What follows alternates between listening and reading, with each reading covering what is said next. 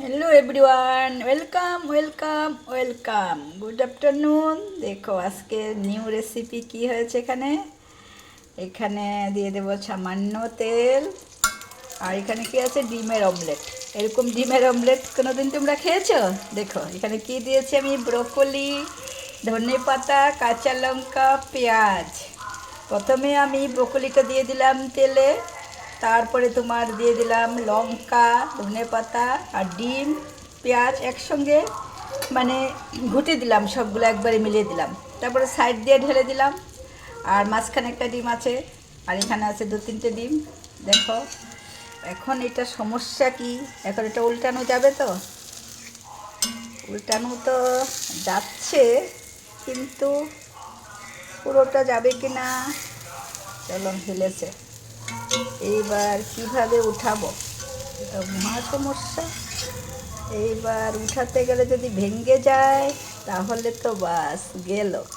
তাহলে আমি এক কাজ করি, জিনিসটাকে মানে ঢেকে দিই কিছুক্ষণ।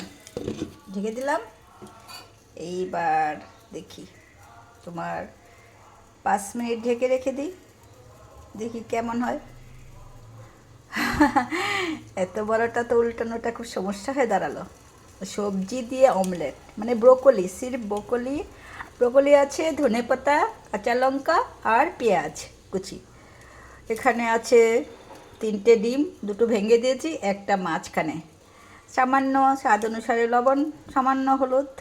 এবার দেখি তো কি হয়েছে। দেখো একটু গ্যাসটা বাড়িয়ে দিচ্ছি, দেখি উল্টানো যাবে।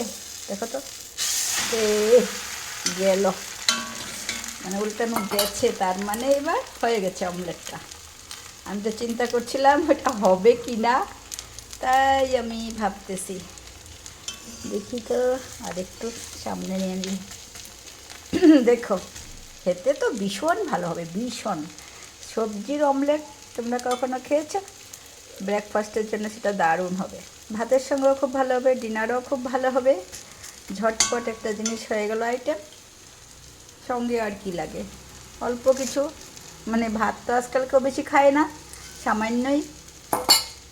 আজকাল বেশি ভাত খাওয়াও ঠিক না, ডক্টর না করেছে অল্প ভাত খেতে। তাই মানে বাঙালিটা তো ভাতেরই পাগল, তো ওরা তো আর ভাত ছাড়া থাকবে না। খেতে পারে যে যেমন, রুটির সঙ্গেও জিনিসটা বেশ ভালো হয়ে যাবে, খুব টেস্টি হবে খেতে।